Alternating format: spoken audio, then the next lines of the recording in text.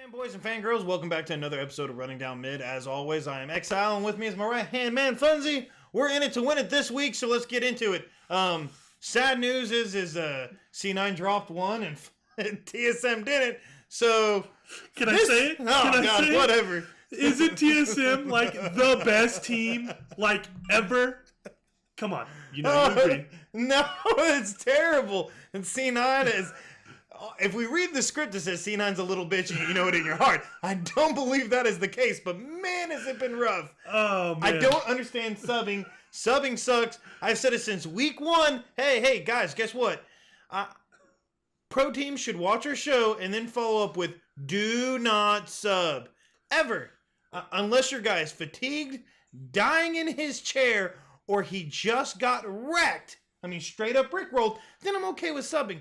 But when your guy is the best top laner in the game and he's doing really, really well, subbing him does not work. Impact may be the strongest top lane right now in North America, and I'm not even going to debate that. I'm going to let you have that. But unfortunately, it looks like he can't take what it takes to stay in the game the whole way through the season. It's starting to show. I think he had some injuries that he's playing through right now, especially when you look at his wrist brace. I know that it's probably something along those lines, and maybe they're trying to save him till they get to playoffs where they can definitely push him. But I don't think Ray's keeping up with him. No, so this is going to sound good and bad. I hope that Impact has an injury. I hope it is something severe. Because if it is something as stupid as we just want to see how Ray performs, I'm going to flip this computer desk right the fuck over. This is ridiculous. Quit subbing Impact when he is winning. When he's winning. Win a game with Impact, lose a game with Ray, and then keep Ray in. Doesn't spell winning the split. I hate it. So you know this means that C9 is now definitely in second place. No matter how many wins to loses they have in their statistics, or how many game threes TSM plays through because they throw the first match every time. It doesn't matter how many 2-0 victories they have against people, because right now, when you look at the standings, I believe the script says TSM is the best team ever. There is one team on top. And you have to admit, everybody is performing well on TSM minus their ADC Wild Turtle. No, I think everybody on TSM is performing exceptionally well because they consistently play 4v5. Always. Turtle, I'm calling you out. Turtle literally gave up a solo kill because he missed a point-blank Ash arrow that would have given him the kill. It was that much difference. Land the arrow, win, miss the arrow, lose. Land the arrow, win, miss the arrow, lose. I don't know if it's the stress of knowing that your whole life rides on that one Ash arrow, but you miss the arrow, you die. That's just it. You would think that he'd be used to it because he has missed a ton of arrows. He has nothing to lose at this point. He should just be firing them willy-nilly because he definitely isn't sniping anybody. At this point, I want to hire the other 4 members of TSM to carry me to Challenger. I'm just saying, if they could play with Wild Turtle, I'm open to taking that spot. I'm open to be ADC as well on TSM. You don't need to sub me. You boys can carry me as well. I can hit an Ash arrow. Guaranteed, I can hit an Ash arrow. At least one more than Turtle, which is one more better. And so, carry me. Ridiculous. Straight up ridiculous. Strong play out of everybody else, though. Everybody else just seemed to be flowing really well. And as much as we knock Turtle at this point, there was some clutch plays on Ash where he was able to kill the teams at Baron or use Baron pressure to apply enough damage to the other team. It looked like he had positioning with the team down really well. It's just a matter of when you're using the Ash arrow to initiate a fight, or the whole team is relying on that initiation and you whiff the arrow, it's going to definitely drag out a game or put your team in a position that it can't capitalize on that. And they're building team comps where that Ash arrow is the one initiation that they're looking to hit. So because they can't count on him, they flipped the script and tried to do something different. Haunter actually dropped a game as a tank, which hasn't happened at all. He normally drops a game trying to play Fiora or Camille or something else, but he actually dropped a game as a tank, and the tank that he was trying to play was Gragas, And I'm pretty sure that the reason why they played Gragas is because they wanted that initiation from somebody else other than Turtle, and they just didn't get it done. So, man, tough news for Hanser the Monster because he finally dropped a game as a tank. So, we're going to move on, and we're going to talk about the other team that I see playing against TSM in the finals. I also agree with this because the final week 9, has P1 versus TSM and P1 versus C9, and that right there is going to be the litmus test for all 3 teams going into the playoffs, and it's going to be huge. So how C9 plays and how TSM plays versus P1 and how P1 performs against both teams will be very interesting because right now, Inori is sub. He hasn't been starting. That is Meteos. Meteos played both games on Friday, even though Inori's been back. He played the first game on Sunday, even though Inori's back, and then Inori got the second game. So out of the 4 matches they played this weekend, Inori only played 1.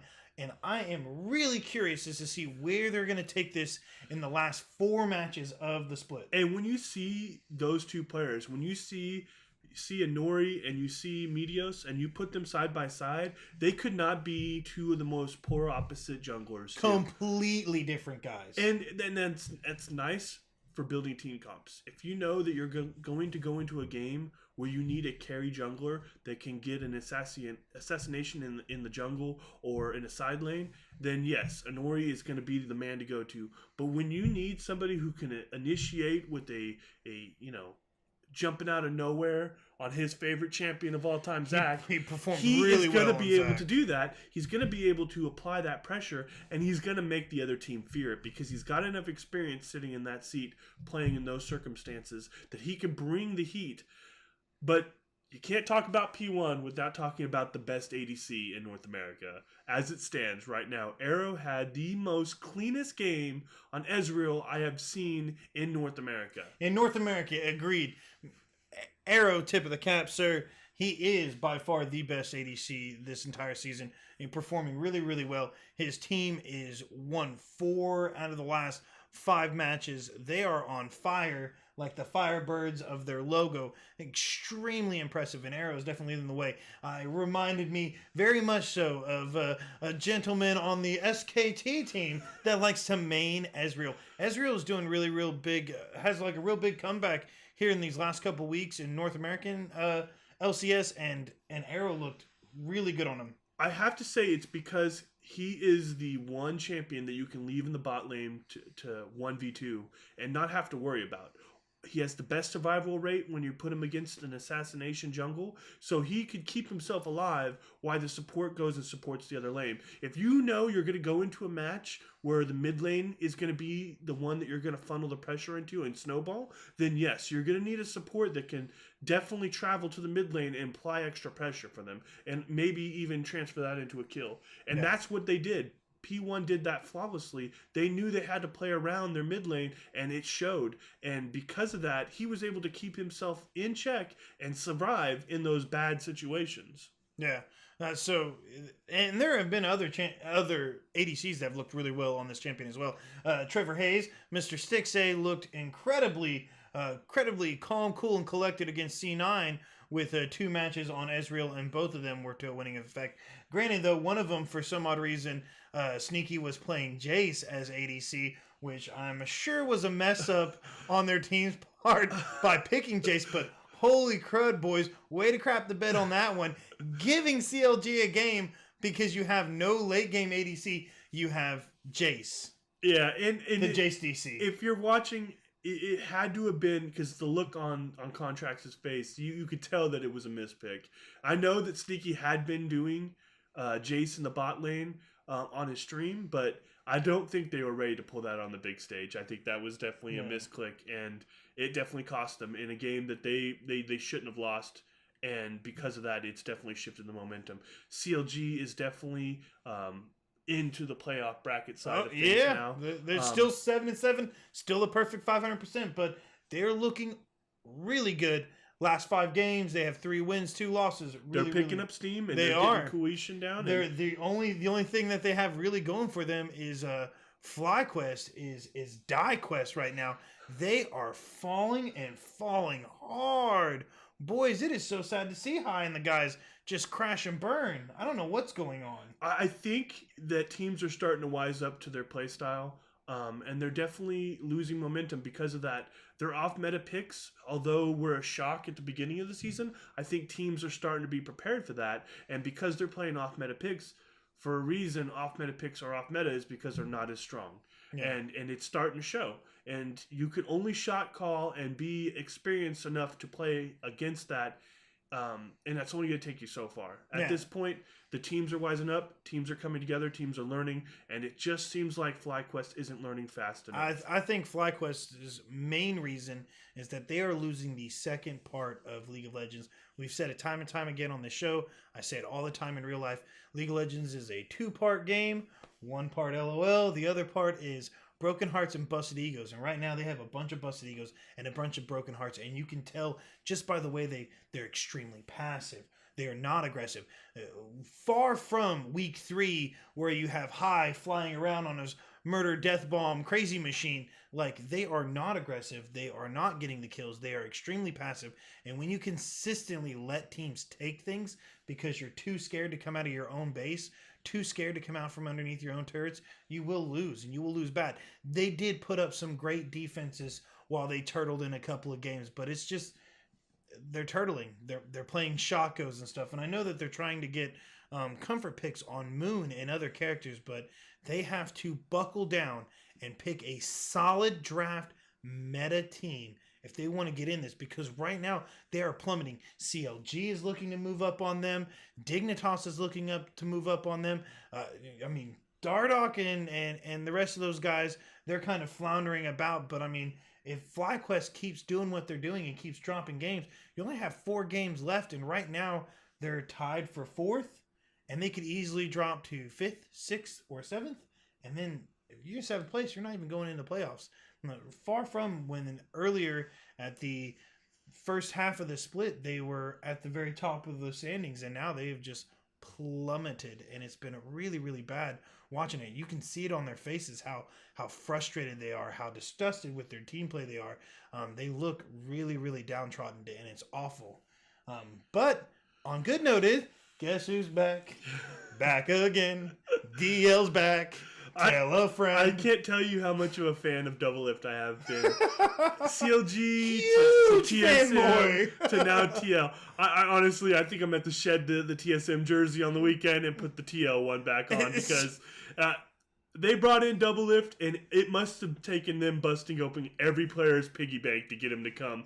Because you know that he's been talking about how much streaming has been lucrative for him, and that the reason he stepped down from competitive play, which he's so passionate about, is to make the money in the spring split and then come back in summer. So you know that it must have taken an arm and a leg to get him to come back and step in and keep Team TL on in the LCS and out of relegation.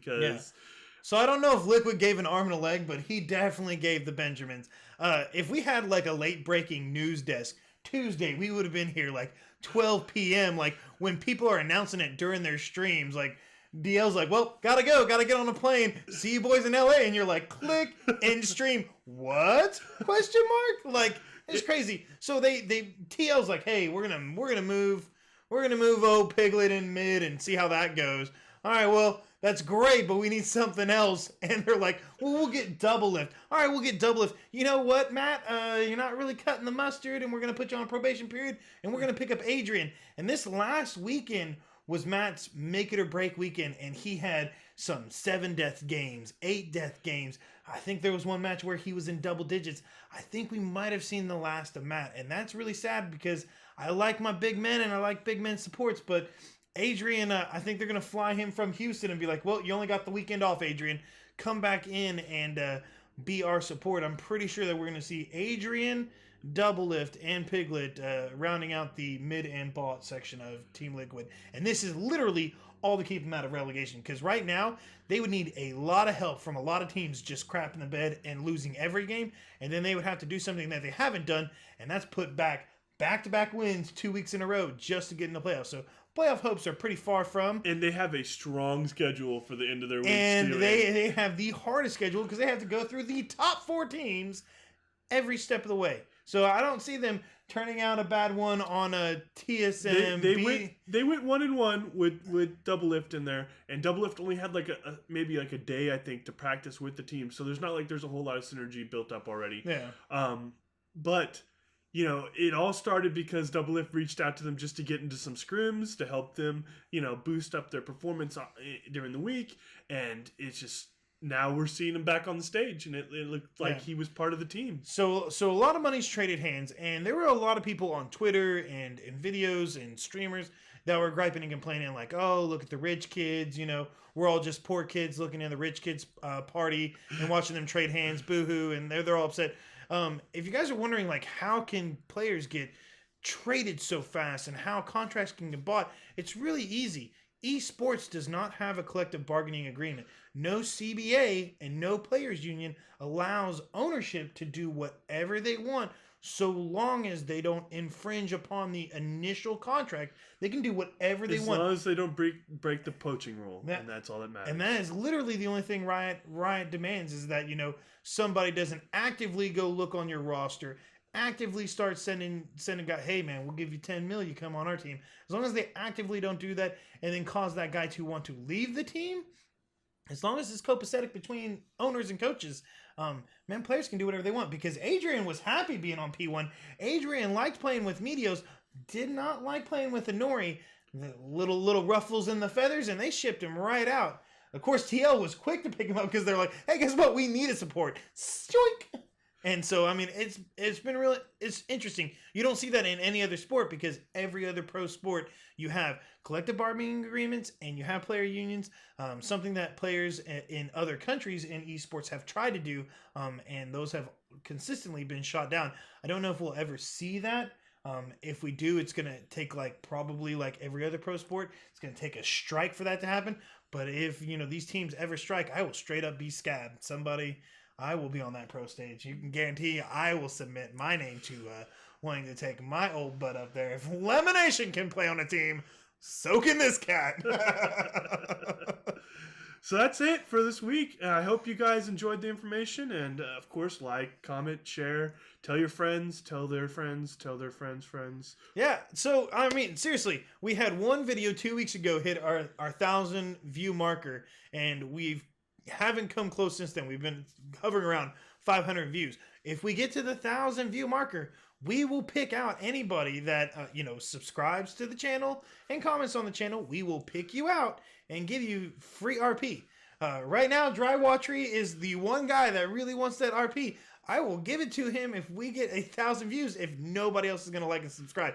So if you're wanting to increase your chances, tell your friends, hey, like this video, subscribe to this page, and then all you have to do is say, hey, I want that 10 RP. Guess what? You're in a 1-of-1 battle versus Dry Watery, the only other guy that's responded. So go right ahead. Right now, your chances of winning are like 50%, which is pretty good. So like, subscribe, and we'll catch you guys next week. Yeah, so stay tuned for the BM of the week, and good game. Good. One last question, and this one is probably going to be the most important of all. Now, I've heard some rumors going around that the real reason that you are back in the North American LCS is to avoid running into Cutie Pie and solo queue. Can you provide me with whether or not there's any truth to that? Dude, I was ranked higher than Cutie Pie for like 5 months. And the one time that he's higher ranked than me, he like has to rub it in my face. But no, Cutie Pie is boosted garbage. So. There you go, ladies and gentlemen. The truth has come out. You heard it from the lips of the man himself. Now we're going to...